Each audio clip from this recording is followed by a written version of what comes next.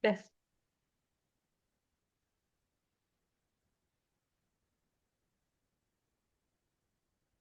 udah, oke. Bentar, satu, dua, tiga. Oke, Assalamualaikum warahmatullahi wabarakatuh. Selamat malam Pak Irham. Sebelumnya perkenalkan kami dari kelompok Sistem Informasi Manajemen Posyandu Harapan Bunda. Sebelumnya perkenalkan nama saya Vina Julianti, NIM H1D023119.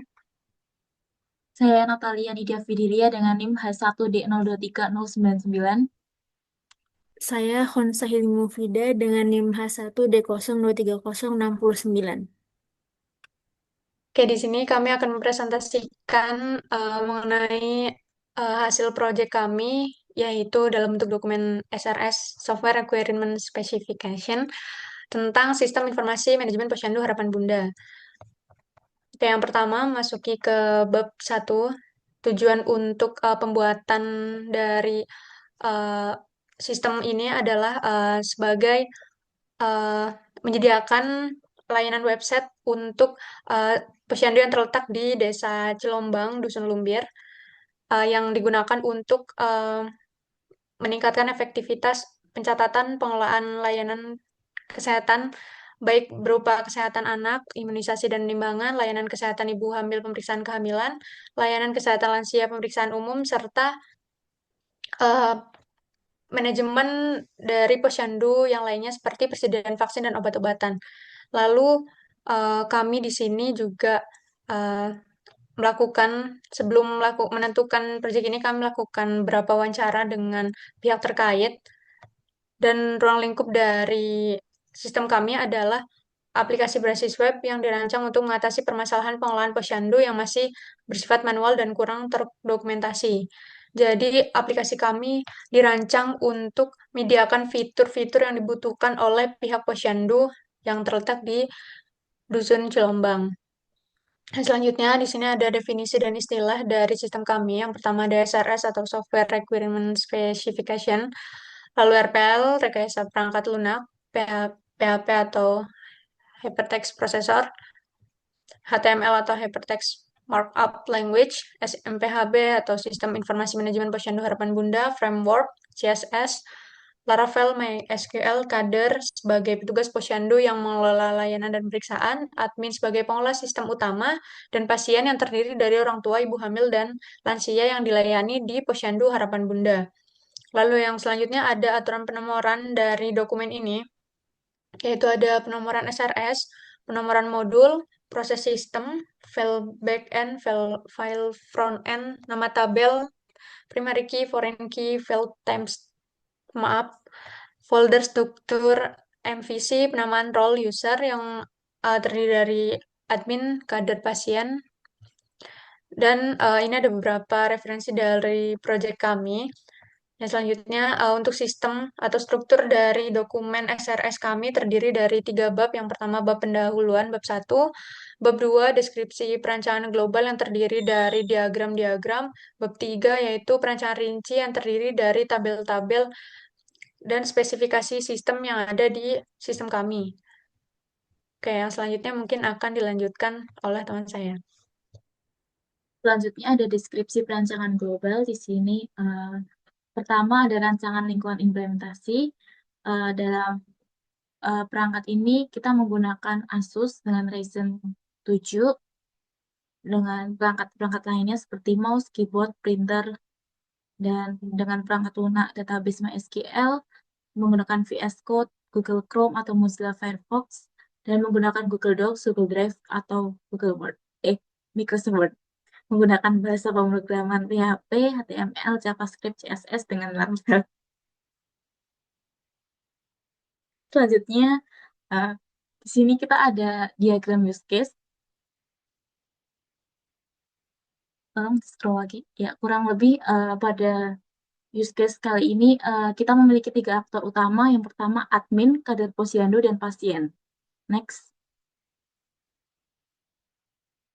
Use case utamanya ini digunakan untuk pertama ada login dan autentikasi pengguna, 2 pengelolaan data anak, orang tua, ibu hamil dan lansia, 3 input data penimbangan, imunisasi, pemeriksaan, keempat ada pengaturan jadwal dari posyandunya, Yang kelima ada manajemen stok vaksin dan obat. Yang keenam ada pengelolaan informasi identitas pasien. Selanjutnya ada diagram kelas. Kurang lebih diagram kelas ini menggambarkan struktur logis data dalam sistem. Next, ada diagram activity. Next, ada juga diagram sequence. Di sini kita diagram sequence-nya ada 14. Ada proses login, data orang tua, data anak, data ibu hamil, lalu ada data lansia, data petugas, lalu ada jadwal posyandu, lalu ada data imunisasi, kemudian ada next, ada data penimbangan, data pemeriksaan ibu hamil, pemeriksaan lansia, lalu ada persediaan vaksinnya yang sekarang, lalu ada persediaan obatnya, dan juga ada identitas situsnya. Kemudian model data, di sini terdapat beberapa basis data. Yang pertama adalah tabel users untuk mengelola informasi login dan peran untuk admin, kader, dan pasien. Ada officers untuk menyimpan hasil data petugas posyandu. Yang ketiga ada family parents, mengelola data induk orang tua. Ada family children untuk mengelola data anak-anak yang terkait dengan family parents-nya. Yang kelima ada elderly, mengelola data lansia. Pregnant woman untuk data ibu hamil. Event schedules untuk mengelola jadwal kegiatan posyandu. Lalu ada immunization, ada data imunisasi anak, weighings untuk data penimbangan dan pengukuran tinggi anak, ada elderly checks untuk kesehatan lansia, pregnancy checks, vaccines, medicines, dan site identity. Next. Kurang lebih ada tabel aplikasi. Di sini tersedia dari tabel-tabel sebelumnya tadi dengan beberapa penjelasan, ada jenis, volume, laju, primary key-nya, dan FK-nya yang tertera di dalam tabel tersebut. Next. Ada domain name. Di sini ada ID unik, NIK, nama, tanggal, waktu, alamat, nomor telepon, dan email dengan berbagai kode-kode unik lainnya. Next. Lalu ada data model logika. Di sini untuk menggambarkan relasi antar entitas secara konseptual tanpa mengacu ke DBMS tertentu. Lalu ada data model fisik untuk sebagai versi implementasi langsung dalam sistem database lengkap dengan tipe datanya, primary key-nya, dan FK-nya dalam tabel ini sudah ada kurang lebih seperti itu. Next ada daftar tabel aplikasi. Di sini kurang lebih menjelaskan mengenai daftar tabel kayak primary key-nya, data store-nya, ER-nya, dan deskripsinya. Next akan dijelaskan oleh teman saya.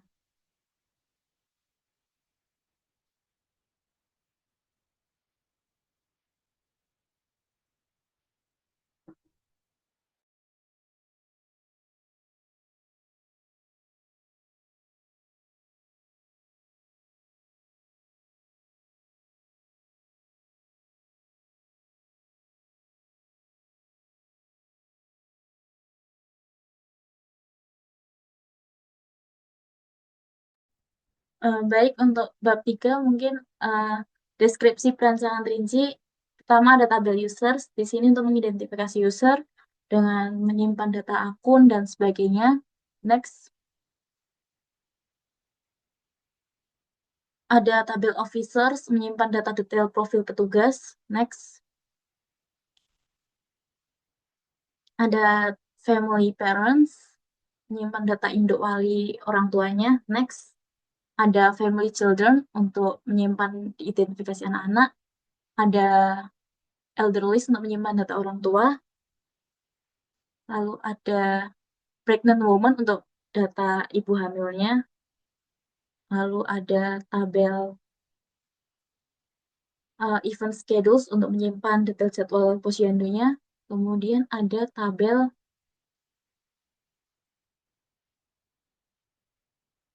immunization untuk menyimpan data riwayat imunisasi. Next.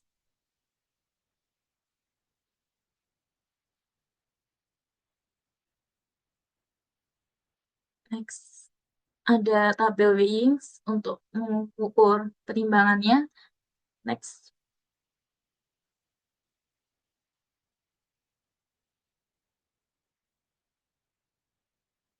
Next. Nah,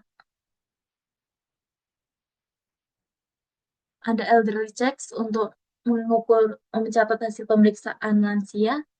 Next. Ada pregnancy checks untuk mencatat hasil pemeriksaan kehamilan. Next. Ada tabel vaksin untuk mencatat ada berapa sih vaksin saat ini. Next, ada tabel medicines untuk mengelola informasi stok obat-obatan. Ada site identity untuk menyimpan informasi mengenai posyandu sendiri. Next. Selanjutnya akan dijelaskan oleh teman saya.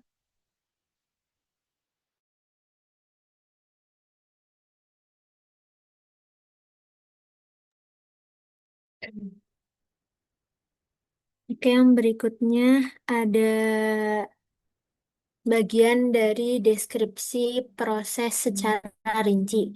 Di bagian ini akan menjelaskan alur dan spesifikasi teknis dari tiap proses bisnis atau use case-nya yang ada di sistem.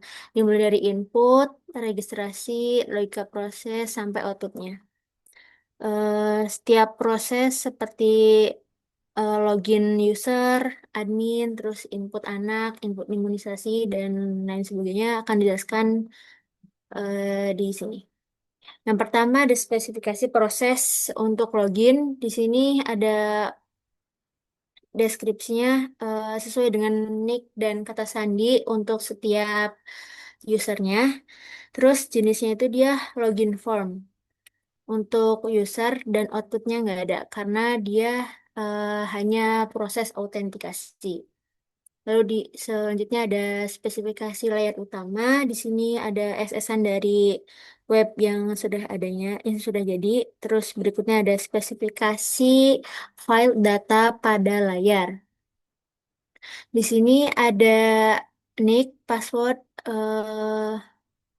dan tabel-tabel yang seperti ada di atas sebelumnya. Terus ada spesifikasi function key untuk objek-objek pada layar.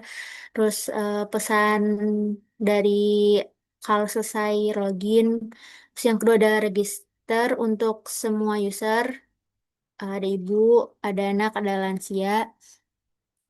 Terus untuk query-nya ada seperti yang ada di layar. Terus untuk input di register ini ada user, family, parents, dan officer. Officer tuh kayak kades dan lain sebagainya. Lalu untuk outputnya itu user ada akan ada data autentikasi dari penggunanya. Terus untuk family parents itu dia data lengkap orang tua. Kalau dia emang orang tua. Terus untuk officer seperti kades gitu akan ada data lengkap dari petugas yang registerin itu. Terus next. Yang ketiga ada apa sih? Oh, data orang tua. Kalau kelola data orang tua di sini ada CRUD untuk orang tua atau wali anak yang terdaftar di posyandunya. Lalu inputnya sebagai orang tua, outputnya pun sebagai orang tua. Di sini ada spesifikasi utamanya, terus ada spesifikasi query-nya. Lalu ada data file yang ada di bagian orang tua, seperti yang ada di tabel. Lalu ada function key-nya juga, terus ada spesifikasi layar pesan. Contoh simpan sukses dan sebagainya. Lalu ada yang keempat, spesifikasi proses untuk kelola data anak. Di sini dia sama mirip kayak orang tua, ada CRUD-nya juga, tapi ini khusus untuk anak yang terdaftar di posyandu itu. Untuk tabel inputnya ada anak dan orang tua. Lalu tabel outputnya ada anak. Lalu berikutnya ada yang kelima, itu ada kelola data ibu hamil.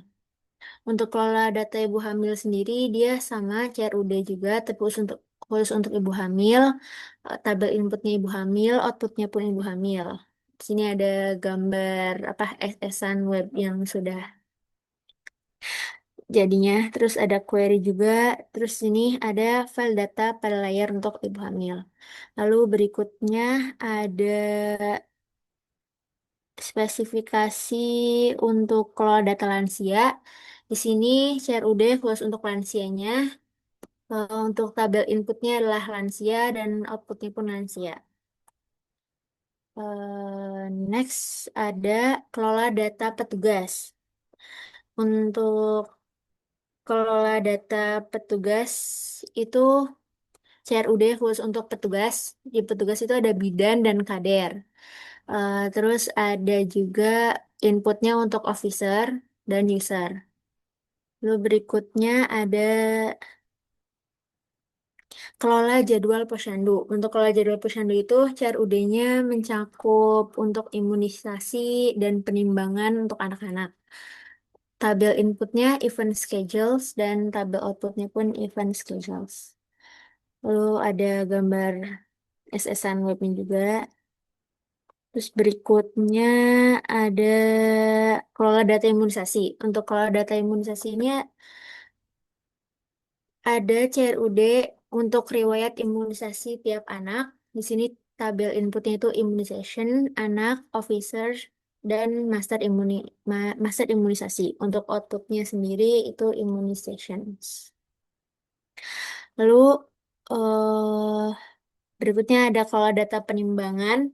Untuk kelola data penimbangan ini isinya ada CRUD dari riwayat penimbangan setiap anak, termasuk perhitungan status gizi setiap anak itu. Untuk tabel inputnya sendiri ada weights dan anak lalu officer.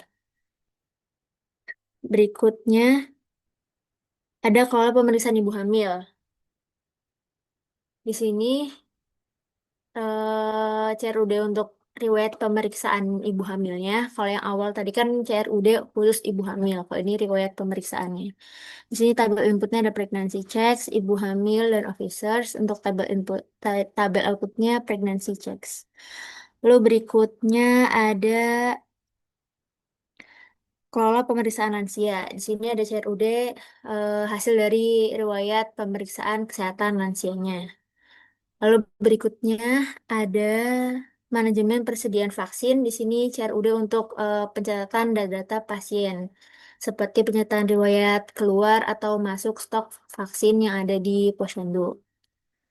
Lalu berikutnya ada manajemen persediaan obat. Di sini ada CRUD dari data obat dan pencatatan riwayat keluar atau masuknya stok obat tersebut. Lalu yang terakhir ada kelola identitas situs. Di sini itu untuk mengatur informasi identitas situs posyandu, nama, alamat, logo, kontak dari posyandu ini. Untuk tabel inputnya ada site identity dan tabel outputnya site identity.